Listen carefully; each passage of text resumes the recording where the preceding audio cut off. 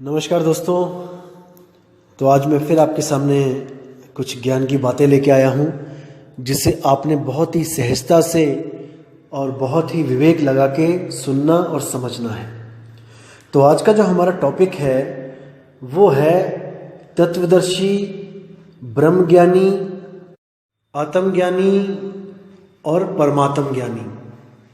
ये चार तरह के ज्ञानी आपको इस पूरे ब्रह्मांड, अखिल ब्रह्मांड में मिलेंगे। तो आज इनके बारे में जानेंगे कि इनको किस तरह का ज्ञान होता है। आज इसके बारे में पूरी जानकारी लेंगे ताकि कल को कोई आपको भ्रमित ना कर सके और आप भी भ्रमित ना हो पाओ कि मैं जिस संत के सामने बैठा हूं वो कौन सा ज्ञान रखता है।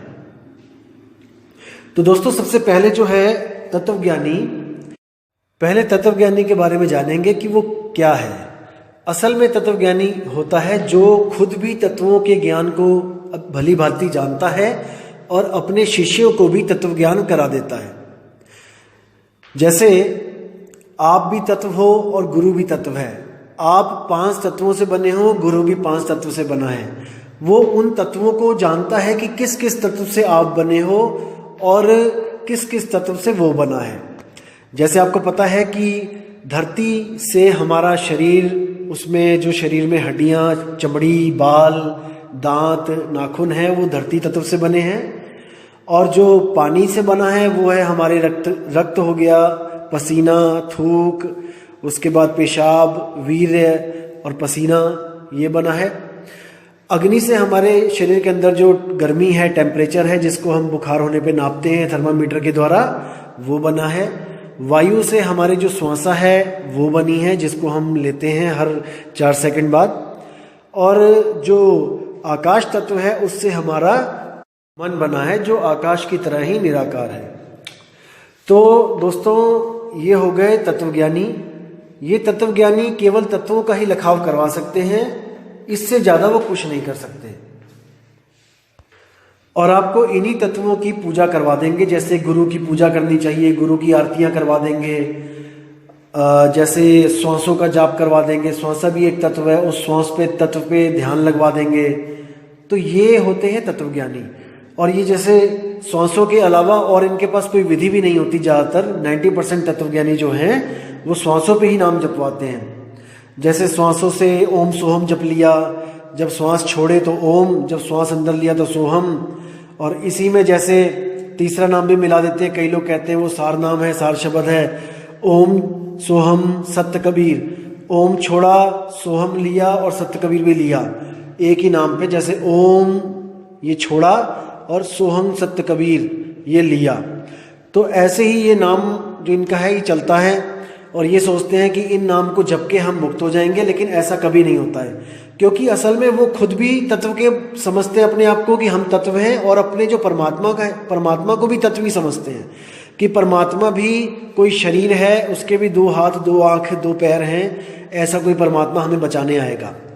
ये तत्वदर्शी संतों के लक्षण होते हैं दोस्तों। इसके आगे जो होते हैं वो होते हैं ब्रह्मज्ञानी। अब ब्रह्मज्ञानी क्या होता है? जैसे कि नाम से ही पता लग रहा है कि ब्रह्म, ब्रह्म को ही कबीर साहब ने कहा है भरम, ब्रह्म भरम। आत्मा की भ्रमित अवस्था को ही ब्रह्म कहते हैं।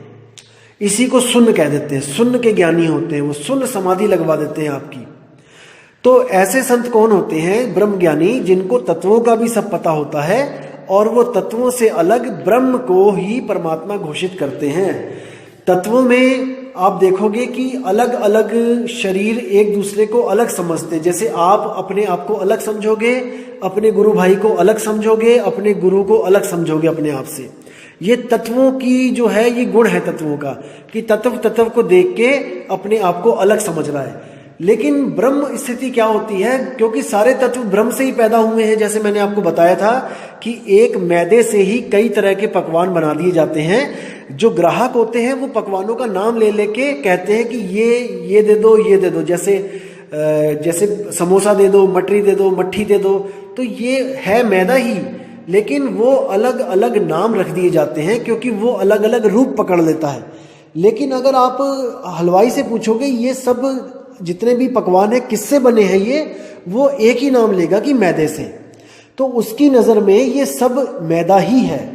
लेकिन जो ग्राहक है वो इसमें उलझ जाता है कि मैं समोसा खाऊं कि मैं मैदे से बना मट्ठी खाऊं या मटरी खाऊं। तो ये होता है ब्रह्म ज्ञान। ब्रह्म ज्ञान में जब बंदा स्थित हो जाता है तो उसको सारा कुछ स्वयं ही लगने लग जाता है, यानी कि वो इस दृष्टि तक पहुंच जाता है कि उसको लगता है कि मैं और ये सामने जो दुनिया है, जितने भी तत्व हैं, ये दोनों एक ही हैं। दोस्तों ध्यान से समझना इन बातों को। ब्रह्म ज्ञान वो अवस्था होती है जिस अवस्था में पहुंच के उस योगी को, उस तपस्वी को ये महसूस होने लगता है कि इस दुनिया में जो कुछ भी है, जो कुछ भी दिख रहा है, वो मैं ही हूं। यानी कि वो अपने आप को मैदा समझने लगता है और अपने जो दुनिया में जो कुछ भी उसको दिखाई दे रहा है उसको वो पकवान समझने लग जाता है। कहने का मतलब वो समझ जाता है कि ये जितनी भी दुनिया बनी है ये एक ब्रह्म से ही पैदा हुई है, इसलिए वो हर चीज में खुद को ही देखने लग जाता है, क्योंकि वो ब्रह्म ज्ञान की अवस्था में पहुंच चुका है। वो खुद को भी ब्रह्म समझने लग जाता है। जैसे आपने सुना होगा अहम ब्रह्मस्मि, ये हर साधु ने बोला है जो ब्रह्म ज्ञान को पहुंच गए हैं। जैसे कृष्ण जी जब ब्रह्म ज्ञान में स्थित हो गए थे तो उन्होंने जब उनको ज्ञान दिया तो उन्होंने क्या बोला अर्जुन को, देखिए आप अध्याय अगर 10वां पढ़ोगे और 20वें श्लोक से आप शुरुआत करो तो वहां क्या लिखा है कि हे अर्जुन, मैं समस्त जीवों के हृदय में स्थित परमात्मा हूं। मैं ही समस्त जीवों का आदि मध्य तथा अंत हूं। मैं आदित्यों में विष्णु, प्रकाशों में तेजस्वी सूर्य, मारुतों में मारीची, नक्षत्रों में चंद्रमा हूं। मैं समस्त रुद्रों में शिव हूं, यक्षों में राक्षसों में संपत्ति का देवता कुबेर हूं, वसुओं में अग्नि हूं, समस्त पर्वतों में मेरू हूं। यानी कि वो ये कहना चाह रहे हैं कि इस दुनिया में ऐसी कोई चीज नहीं जो मैं नहीं हूं। महर्षियों में भृंग हूं, वाणी में दिव्य ओंकार हूं, समस्त यज्ञों में पवित्र नाम का कीर्तन हूं, जाप हूं। मतलब ऐसी कोई चीज नहीं जो मैं नहीं हूं। यानी कि मैं ही जल हूं, मैं ही थल हूं, मैं ही अग्नि हूं, मैं ही आकाश हूं, मैं ही पाताल हूं, सब कुछ मैं ही हूं, क्योंकि ये सब ब्रह्म के द्वारा ही पैदा हुआ है और मैं स्वयं ब्रह्म हूं। अब इसको समझना है आपने, ये है ब्रह्म ज्ञान। अब इसके बाद जो आत्म ज्ञान होता है, आत्म ज्ञान देखो 2 तरह के होते हैं, आपको मैं बता दूं। एक आत्म ज्ञान होता है नकली और एक आत्म ज्ञान होता है असली। जो आत्म ज्ञान मनुष्य के द्वारा मनुष्य को बताया जाता है, यानी एक उस इंसान के द्वारा बताया जाता है सबको जो स्वयं गर्भ में आया है, गर्भ में उल्टा 9 महीना लटका है और जो स्वयंभू आत्मज्ञानी बन जाता है। एक आत्मज्ञान वो होता है जो अनऑथराइज्ड होता है, नकली होता है। और एक आत्मज्ञान वो होता है जो स्वयं परमात्मा के द्वारा आकर गुरु के रूप में किसी भी दिव्य आत्मा को बताया जाता है, जो विवेकी आत्मा होती है, पवित्र आत्मा होती है, जो इसके संस्कार बहुत ज्यादा अच्छे होते हैं। और उसको बताने के बाद वो परमात्मा अपने रूप में स्थित हो जाता है और उस आत्मा को भी, उस जीव को भी आत्म स्वरूप में स्थित करने के लिए वो ज्ञान समझाता है। वो अपनी पूजा नहीं करवाता, अपना नाम नहीं जपवाता, वो उसको उसका ही आत्म ज्ञान दे देता है। तो पहले बात करेंगे कि नकली आत्मज्ञानी वो क्या होता है। नकली आत्मज्ञानी वो होता है जिसको ये पता लग जाता है किताबें पढ़ के कि आत्मा जैसी कोई चीज है। समझना है दोस्तों इसको। उसको ये समझ में आ जाता है कि आत्मा जैसी कोई एक ऐसी चीज है जिसके कारण समस्त ब्रह्मांड चल रहा है। जिसको पता लग जाता है कि वो आत्मा अजन्मा है, उसको कोई पैदा नहीं कर सकता। लेकिन इतना कुछ पता होने के कारण भी, इतना कुछ पता होने के बावजूद भी उसको सही रास्ता नहीं मिल पाता, वो सही रास्ता प्राप्त नहीं कर पाता। क्यों? क्योंकि उसका कोई गुरु नहीं होता उस आत्मज्ञान को देने वाला। वो अपने मन की कल्पनाओं से एक अपना ही सांचा तैयार कर लेता है कि ऐसा होगा, शायद एक अनुमान लगा लेता है कि शायद आत्मा ऐसे मिल जाएगी। क्योंकि आत्मा का जो गुण है वो है सहज, आत्मा बिल्कुल सहज है। तो वो क्या सोचता है कि शायद सहज दुनियावी जो गुण है उसको अपनाकर मैं आत्मा को प्राप्त कर लूं। सहज गुण जो है दुनियावी वो क्या है, यानी कि किसी के साथ झगड़ा नहीं करना, कोई तुम्हें गाली दे जाए तो उसको सहजता से सह लेना, उसको पलट के जवाब नहीं देना, या फिर किसी को भी बड़ा आदमी नहीं समझना, ना किसी को छोटा आदमी समझना है, और जो भी आपके सामने दिख रहा है इस दुनिया में उसको तत्व समझना है कि ये सब तत्व हैं, तत्वी पैदा हो रहे हैं, तत्वी नष्ट हो रहे हैं, आत्मा कभी पैदा नहीं होती, आत्मा कभी नष्ट नहीं होती। और जो है मेन उनकी जो साधना होती है, जो बिना सिर पैर की साधना बोलूँगा उसको मैं, वो लोग क्या करेंगे, वो लोग आपको कहेंगे कि निशब्द की साधना करो, निशब्द पे ध्यान लगाओ, निर आवाज पे ध्यान लगाओ, और निर्नाद पे ध्यान लगाओ, और ध्यान भी क्या, अध्यान में जाओ, अध्यान करो, यानी किसी का भी ध्यान मत करो, बस सहज रहना सीख लो, केवल सहज रहना सीख लो, आपको आत्मा की कृपा हो जाएगी और आपको मुक्ति मिल जाएगी। ऐसा कह के ये लोग अपना जीवन तो बर्बाद कर लेते हैं, और अपने जो और भी जो अपने पीछे फॉलोअर लगा लेते हैं उनको भी ये मीठी मीठी बातें करके उनका जन्म बर्बाद कर देते हैं। दोस्तों ये जो होते हैं ये नकली आत्मज्ञानी होते हैं, बातें बिल्कुल वही करेंगे आत्मा वाली, लेकिन इनको पता ही नहीं होता कि आत्मा आखिर में है क्या चीज। क्योंकि जैसे गीता में बताया गया है कि हर इंसान आत्मा के बारे में पढ़ता है, सुनता है, समझने की कोशिश करता है, लेकिन फिर भी कई लोग उसको नहीं समझ पाते हैं। तो ये उन लोगों में आते हैं जो पढ़ते भी हैं, सुनते भी हैं, समझने की कोशिश भी करते हैं, लेकिन ये लोग समझ नहीं पाते। ये लोग ब्रह्म को ही आत्मा मान लेते हैं, क्योंकि इनके जो आत्मा के गुण बताते हैं ये लोग, ये सेम ब्रह्म ज्ञानी के गुण होते हैं। जैसे जो भी आपको कह दे कि आत्मा पत्थरों में है, आत्मा पानी में है, आत्मा हवा में है, आत्मा सड़कों पे है, आत्मा, ऐसा कोई जगह नहीं जहां पे आत्मा नहीं। दोस्तों वो ब्रह्म ज्ञानी के लक्षण है। जैसे कृष्ण जी ने बोला है कि ऐसी कोई जगह नहीं जहां मैं नहीं हूं, वो ब्रह्म ज्ञान है। असली में आत्मज्ञान क्या होता है वो मैं अब बताता हूं आपको कि असल में आत्मज्ञान क्या होता है। असल में जो आत्मज्ञान है वो चौथे नंबर का जो आत्मज्ञानी होता है, जिसको स्वयं परमात्मा ने आके ज्ञान दिया होता है, वो होता है असली आत्मज्ञानी। और उसको ये भी पता होता है कि असल में परमात्मा कौन है। आत्मज्ञानी को ये नहीं पता होता कि परमात्मा कौन है। आत्मज्ञानी सबको एक दृष्टि से देखता है कि कुत्ते में भी आत्मा, बिल्ली में भी आत्मा, हाथी में भी आत्मा, लेकिन उसको ये नहीं पता होता है कि परमात्मा कौन है। बस यही भेद है एक आत्मज्ञानी और परमात्म ज्ञानी में। तो जो परमात्मा आके जिसको ज्ञान देता है आत्मा का, असल में वो ही असली आत्मज्ञानी होता है। आत्मज्ञानी क्या बोलता है कि ना मैं इधर, ना मैं उधर, ना मैं किधर। यानी आत्मा ना तो पत्थरों में है, आत्मा ना तो मिट्टी में है, ना हवा में है, ना जल में है, ना अग्नि में है। आत्मा तो अपनी जगह पे है, जैसी है वैसी ही है, ना ऐसी है ना वैसी है। जैसे कबीर साहब ने बोला, मोह को कहां ढूंढे रे बंदे, मैं तो तेरे पास में। अब जो मोह को लगाए, जहां पे कबीर साहब कह रहे हैं मोह को, उसको मान के चलो वो कह रहे हैं आत्मा को, क्योंकि कबीर साहब भी एक आत्मा है, लेकिन वो हम सबसे ऊंची आत्मा है, हम सबसे श्रेष्ठ आत्मा है, इसलिए वो परमात्मा है। तो कबीर साहब कह रहे हैं कि आत्मा को कहां ढूंढे रे बंदे, आत्मा तेरे पास में, ना पाथर में, ना मूरत में, ना काबे कैलाश में, ना मंदिर में, ना मस्जिद में, ना एकांत निवास में। हर जगह उन्होंने मना किया है कि नहीं है, वहां पे भी नहीं है, वहां पे भी नहीं है। और जो ब्रह्म ज्ञानी होते हैं वो क्या कहते हैं, वो यहां पे भी है, वो वहां पे भी है, वो हर जगह है। इन दोनों में जो है आपको वाणियों से पता लगेगा कि कौन ब्रह्म ज्ञानी है, कौन आत्मज्ञानी है। वाणी से पहचानिए साधु चोर की हाट, अंतर की करनी से निकले मुंह की बात। जो अंदर ज्ञान है वही ज्ञान मुंह से निकलता है।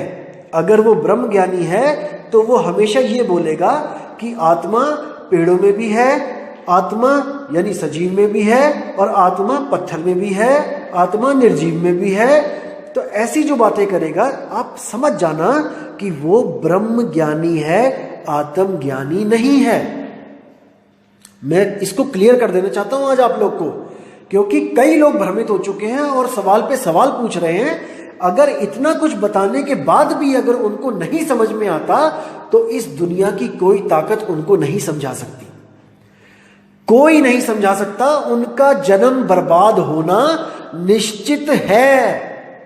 स्टाम्प पेपर पे लिखवा के ले लो आप लोग। अगर इतना बताने पर भी अगर आप नहीं समझ पाए तो आपको बचाने वाला इस दुनिया में कोई नहीं।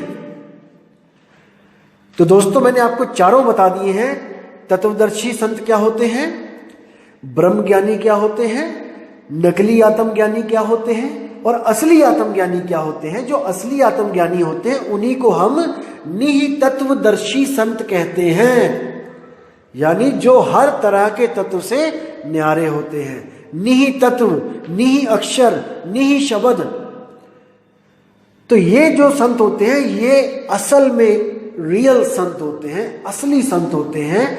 और इन्हीं की शरण में जाने पर आपको इन तत्वों से मुक्ति मिलती है। तत्वदर्शी संत के पास जाओगे तो आपको तत्वों का ही ज्ञान मिलेगा। ब्रह्म ज्ञानी के पास जाओगे तो आपको ब्रह्म का ही ज्ञान मिलेगा, यानी कि शून्य का ज्ञान मिलेगा। जैसे हम दुनिया में पैदा हुए हैं आपको वही ज्ञान मिलेगा। वो शून्य को ही, वो ब्रह्म को ही परमात्मा घोषित करके कह देंगे कि परमात्मा ने हमें अपने एक खेल के लिए पैदा किया और ये खेल हम सब खेल रहे हैं और बाद में परमात्मा हमारा नाश कर देगा, हमें दोबारा पैदा कर देगा। दोस्तों हमें तो खिलौना बना दिया इन लोग ने कि परमात्मा को खेलने के लिए और कुछ नहीं मिला था, हम ही मिले थे गुड्डे गुड़िया। हमें ट्रकों के नीचे कुचलवा देता है, हमें ट्रेनों के नीचे मरवा देता है, हमें आग में डलवा देता है, हमें बम्बों में फड़वा देता है और सुनामी आती है हमें ही मरवा देता है। इतना अच्छा खेल तो मैं कहता हूं कभी जिंदगी में किसी ने खेला ही नहीं होगा जो परमात्मा खेल रहा है। तो इसको समझना है, ये परमात्मा की कलाकृति नहीं है। कबीर साहब कहते 3 लोक एक जेल है, पाप पुण्य 2 जाल और सारा जग भोजन बना, ये खाने वाला काल। यही काल है जिसने हम सबको यहाँ पे गाजर मूली की तरह पैदा कर रखा है और सुबह सुबह जाता है 4-5-10 मूलियां उखाड़ के खा जाता है, फिर दोपहर में जाता है डिनर लंच के टाइम पे, फिर वहां पर कुछ उखाड़ के हमें खा जाता है, हमारे घर वालों को, हमारे रिश्तेदारों को, फिर रात में जाता है और रात में खा लेता है। यानी कोई भी ऐसा दिन नहीं है जब ये नहीं खाता है। पंडित लोग हमें कहते हैं कि आज ये मंगलवार है, आज बड़ा शुभ दिन है, आज वीरवार है, आज गुरु का बड़ा शुभ दिन है। अरे दोस्तों हर वार में वार लगा है, हर दिन में अंत में वार लगा है। सोमवार, मंगलवार, बुधवार, वीरवार, शुक्रवार, शनिवार, इतवार। वार मतलब हमला, वार मतलब खतरा। किसी भी दिन तुम्हारे ऊपर वार कर सकता है, किसी भी दिन तुम्हें मार सकता है। किस गलत फहमी में बैठे हो कि आज हमारा शुभ दिन है। दोस्तों अगर मंगलवार शुभ दिन होता है तो मंगलवार को आप कब्रिस्तान में जाके देखो, आप किसी शमशान घाट पे जाके देखो, क्या वहां पे लोग मर नहीं रहे हैं। फिर कहते हैं करवा चौथ रखने पे हमें लंबी उम्र मिल जाती है। दोस्तों करवा चौथ को जाके देखो, इंतजार कर रही होती है अपने पति का भूखी प्यासी और शाम को पता लगता है कि वो आते आते एक्सीडेंट हो गया, मर गया। ये सब भरमजाल इसी निरंजन ने फैला रखा है। और ये जो निरंजन के दूत बैठे हैं यहाँ पे, काल के दूत, ये सब जीव को उलझाने के लिए यहां पर अपनी अपनी दुकानें चलाते हैं। दोस्तों इनसे बचना है, इनको परख करके इनके ज्ञान को काट देना है। क्योंकि कबीर साहब का एक ऐसा ज्ञान है जो हर तरह के ज्ञान को काट सकता है। और ज्ञान सब ज्ञानड़ी, कबीर ज्ञान सो ज्ञान, और जैसे गोला तोप का करता चले मैदान, खाली कर देता है मैदान को। एक बम गिरता है और सारी भीड़ खत्म। ये कोई चिटपुट बंदूकें नहीं है कबीर साहब का ज्ञान कि एक गोली मारी फिर दूसरी लोड करनी पड़ती है। ये परमाणु बम है, एक बार जहां गिर जाए तो सब के सब ध्वस्त हो जाते हैं। जितने भी ज्ञान है इस दुनिया में वो सब खत्म हो जाते हैं। सतगुरु कबीर साहब का ऐसा ज्ञान है। लेकिन कुछ अनपढ़ लोग अनपढ़ ही बोलूंगा, जो पढ़े लिखे जो नहीं समझ पाते वो अनपढ़ के समान ही है। वो अनपढ़ लोग कबीर साहब की वाणियों को नहीं समझ पाते हैं और भ्रमित कर देते हैं लोगों की, देखो कबीर साहब क्या कह रहे हैं। दोस्तों, विवेकी की वाणी विवेकी ही खोल सकता है, मूर्ख नहीं खोल सकते उसकी वाणियों को। नहीं तो गली गली में एक गुरु बन के बैठा हो आज, कबीर साहब की ऐसी वाणियां हैं। तो दोस्तों, समझना है इन बातों को और पूरे विवेक से विचार के द्वारा असत्य को त्यागना है, सत्य को ग्रहण कर देना है। तो मैंने आज ये जो आपको ज्ञान बताया है ये परम ज्ञान है। अगर आपने इसको समझ के भी कुछ नहीं समझा तो दोस्तों आपका मनुष्य चोले में आना व्यर्थ है। आप इससे अच्छा किसी गाय, किसी ऊंट, किसी और कोई पशु बन के आ जाते तो समाज को कुछ फायदा देते आप। अगर आप इन बातों को समझ के किसी और को नहीं समझा सकते तो आपसे अच्छे पशु हैं जो कम से कम लोगों को कुछ दे तो रहे हैं। तो दोस्तों, आपको बुद्धि मिली है, विवेक मिला है, उसको लगाओ, उसको काम पे लगाओ। आप मूर्ख नहीं हो जो कोई भी आके आपको मूर्ख बना दे। आप भी परमात्मा के हंस हो, आप में भी गुण है कि आप सत्य और असत्य को अलग कर सकते हो, अलग कर सकते हो। दोस्तों, मुझे पूरा विश्वास है कि आप बहुत कुछ कर सकते हो, लेकिन आप थोड़ा सा विवेक जागृत करो, हर चीज आपके समझ में आएगी। तो दोस्तों, आपको मैं एक चीज और कहना चाहूंगा। कुछ लोग कैसे होते हैं इस दुनिया में, मुझे बड़ी हैरानी होती है उन लोगों पे।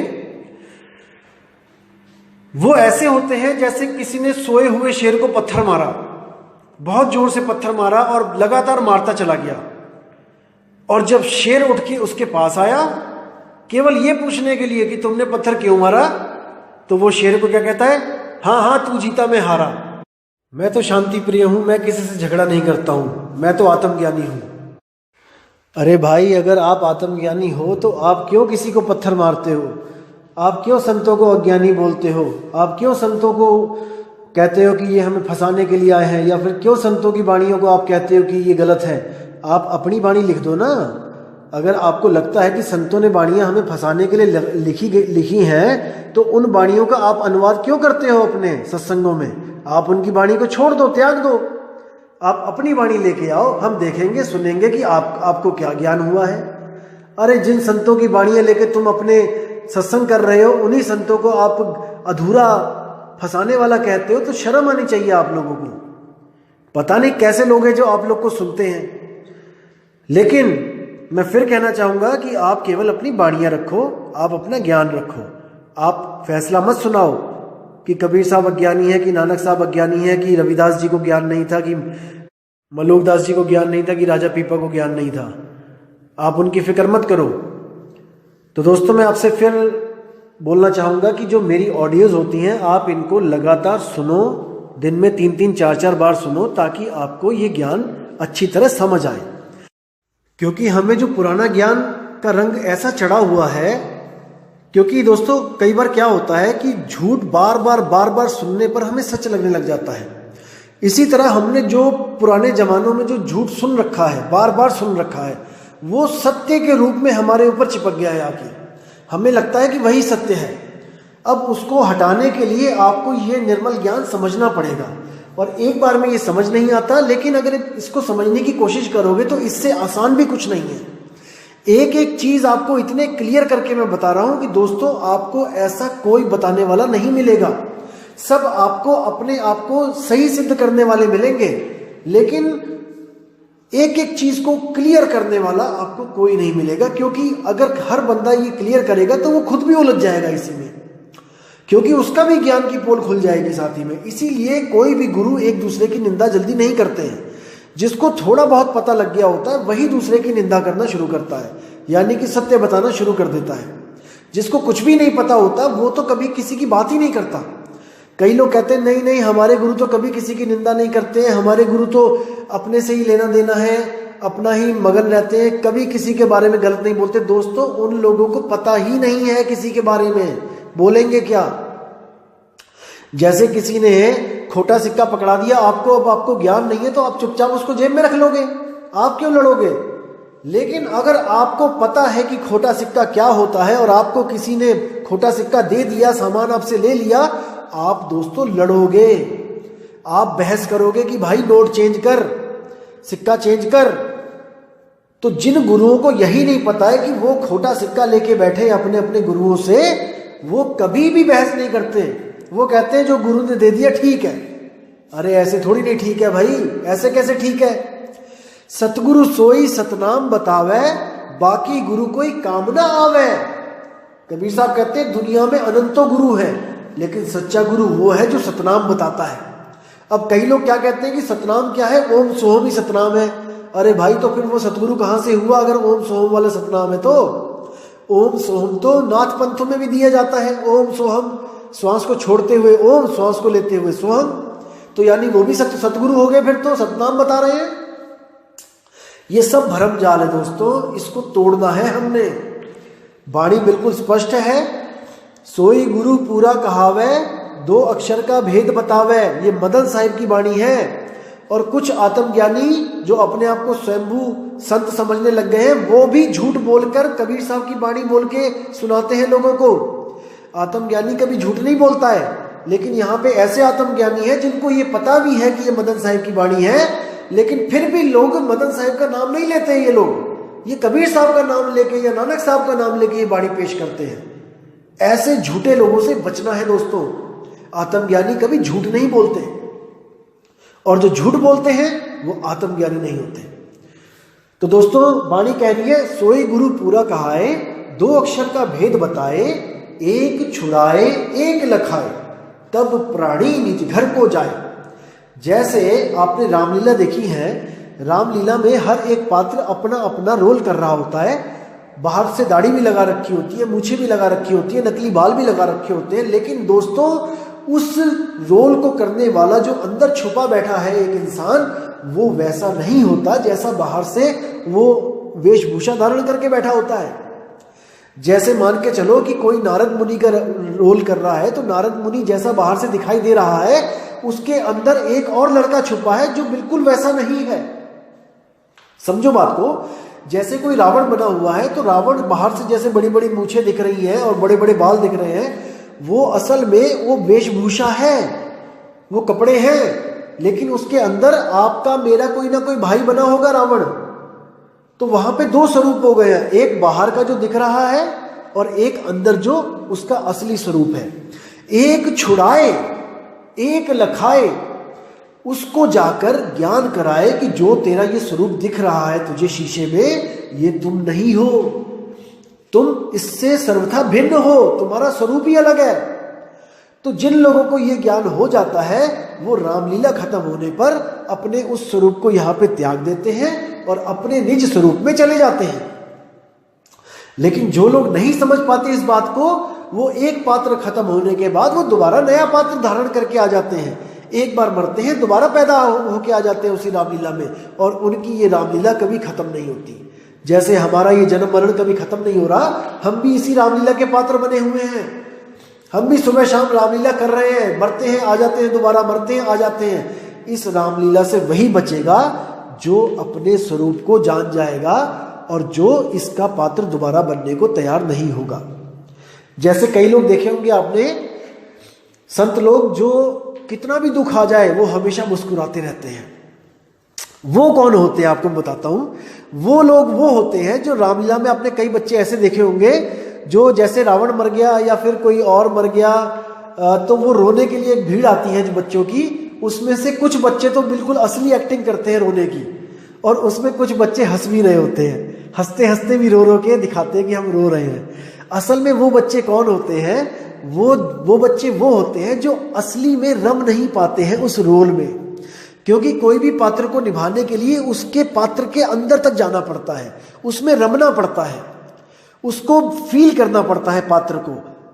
तो वो बच्चे जो होते हैं जो अपने आप को पात्र नहीं समझते हैं, वो समझते हैं कि मैं रामू हूं, मैं श्यामू हूं, मैं धीरज हूं, मैं नीरज हूं। वो अपने आप को वो पात्र समझ ही नहीं सकते, क्योंकि वो अपने ज्ञान में होते हैं कि मैं वो हूं और मुझे सामने जो देख रहे हैं वो जानते हैं कि मैं हूं। तो वो हंसने भी लग जाते हैं, कई बार बीच में रोने वाला भी सीन आता है। इसी तरह वो जो संत होते हैं जो हर गम में हंसते हैं, उनको पता होता है कि ये रामलीला चल रही है, यहाँ पर जो भी कोई मर रहा है, कोई पैदा हो रहा है, ये एक नाटक चल रहा है। और वो जो शोक वाला जो सीन होता है उसमें भी वो रोते नहीं है, हंसते हैं, क्योंकि उनको पता है कि ये नाटक चल रहा है। देखो कितनी प्यारी बात है दोस्तों, उन लोगों को इतना ज्ञान होता है संतों को कि ये सब ड्रामा चल रहा है, यहाँ पर कोई मरता नहीं, कोई जीता नहीं, ये सब अलग अलग जन्म में उसी रोल को निभाने के लिए वापस आ रहे हैं। क्योंकि आत्मा तो मरती नहीं है। जैसे कृष्ण जी ने बोला अर्जुन को कि तू क्यों शोक करता है, अरे कोई नहीं मरता, ये कोई भी नहीं मरता, ये तो कपड़ों की तरह देह को त्याग के दूसरा कपड़ा धारण कर लेते हैं, यही जन्म मरण है। देही मरती है लेकिन जीवात्मा कभी नहीं मरती। तो इसी तरह जो ज्ञानी संत होते हैं वो कभी भी दुख में और सुख में अलग अलग भावों में नहीं रहते, वो दुख में भी एक से होते हैं, वो सुख में भी एक से होते हैं, वो ज्यादा खुश भी नहीं होते हैं, क्योंकि उनको पता होता है ये भी एक ड्रामा चल रहा है, खुशी भी एक ड्रामा है और दुख भी एक ड्रामा है, उन दोनों में समभाव में स्थित होते हैं।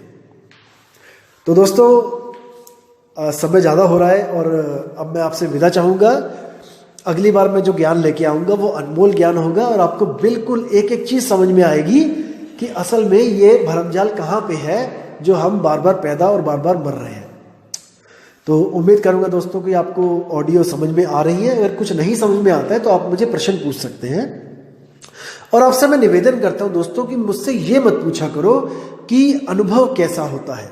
देखो गूंगे का गुण वाला हाल है, मैं कैसे बताऊं आपको, मैं क्या बोलूं। मैं ज़्यादा से ज़्यादा ये लिख दूंगा कि भाई उसमें आनंद आता है, आप उससे संतुष्ट हो सकते हो। तो मैं अभी बोल रहा हूं कि हाँ वो परमानंद है, वो परम आनंद है। अब कोई अगर कहे कि नहीं ये परमानंद शरीर से लेना देना है तो इसका शरीर से कोई लेना देना नहीं दोस्तों, ये डोपामाइन वाला परमानंद नहीं है। तो ये है आत्मिक आनंद, ये शरीरों के द्वारा इसको समझ ही नहीं सकता कोई। ये शरीर से, ये मन से, ये ब्रह्म से सबसे परे की अवस्था है और इसमें ऐसा आनंद है कि आप अपने स्वरूप को जान जाते हो। आप सोच भी नहीं सकते कि आप क्या चीज हो। जिस दिन आप महसूस कर लोगे ना कि आप क्या हो, उस दिन आप सब भ्रमों से पार हो जाओगे। मैं बस इतना ही कहना चाहता हूं कि आप उस अवस्था को जानो, पहचानो, उसको प्राप्त करो। तो दोस्तों अब मैं विदा चाहूंगा। जय गुरु बंदी छोड़ कबीर साहिब, जय जय गुरु बंदी छोड़ मदन साहिब, जय गुरु बंदी छोड़ वैराग साहिब जी की सदा ही जय हो। साहिब बंदगी सतनाम।